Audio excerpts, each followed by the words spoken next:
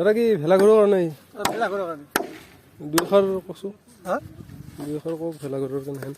ভেলাঘৰৰ কাৰণে মানে এইটো এটা আমাৰ পৰম্পৰা এটি চলি আছে আমাৰ ৰাসখনত আৰু সেই মৰ্মে এটা বতৰ আমি আজি বান্ধাৰ কাৰণে চেষ্টা কৰিছোঁ আৰু যিহেতু আমাৰ পুৰণা মানুহখিনি এটা বস্তু কৰি থৈ গৈছিল তাৰে কাৰণে আমি এইটো ৰাখছোঁ আৰু কিন্তু এতিয়া বৰ্তমান কিন্তু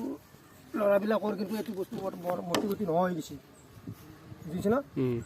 তাৰে কাৰণে আমিতো পৰম্পৰা ৰাখাই লাগিব যিহেতু আৰু তলৰ চামৰ যদি কোনোবা এজনে ধৰি লৈতো কৰিব পাৰে আমি সেইকাৰণে এইটো বস্তু আজি কৰাৰ কাৰণে চেষ্টা কৰিছোঁ আৰু এতিয়া আমি কৰি যাম পইচাটো কৰি যাম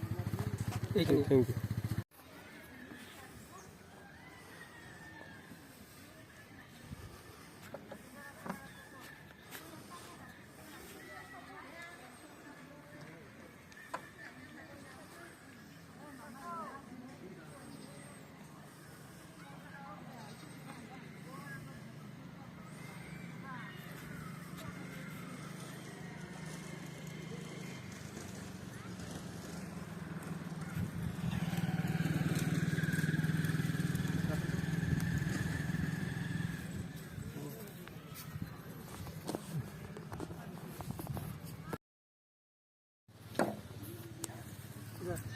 ভেলাঘৰ উপলক্ষে না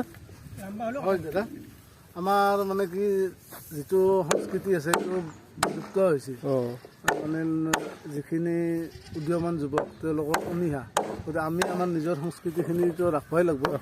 সেইকাৰণে যিকোনো প্ৰকাৰে দাদা আছে দাদাটো আজি 60 বছৰৰ ওপৰ হ'ল তেখেতৰ লগত বেয়াও লাগে কিন্তু তেখেতৰ কৰি আছে কামখিনি আপোনালোকে দেখছে গতিকে এই ধৰণে আৰু আমাৰ অসমীয়া সংস্কৃতি ঠিক আছে